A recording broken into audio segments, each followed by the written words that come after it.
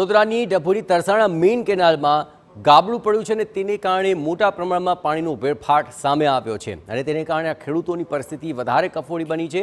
આપને પણ જણાવીએ કે છેલ્લા 2 દિવસથી આ જ સ્થિતિ છે। તંત્રને આ અંગે જાણ પણ કરાય છે, છતાં જવાબદાર અધિકારીઓ દ્વારા કોઈ જ પગલાં લેવામાં નથી આવ્યા। કેનાલમાં ગાબડું પડ્યું હોવાથી પાછળના વિસ્તારના ખેતરો સુધી પાણી નથી પહોંચી રહ્યું।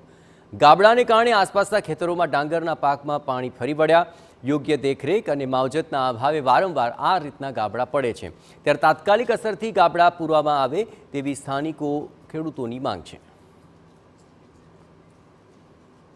કોન્સોલી નજીક તરસાણા મેઇન કેનાલનો જે ફાટ્યો છે 4 નંબર, ત્યાં 7 ફૂટનો ગાબડો પડેલો છે, જેનાથી પાણી વેડફાઈ જાય છે।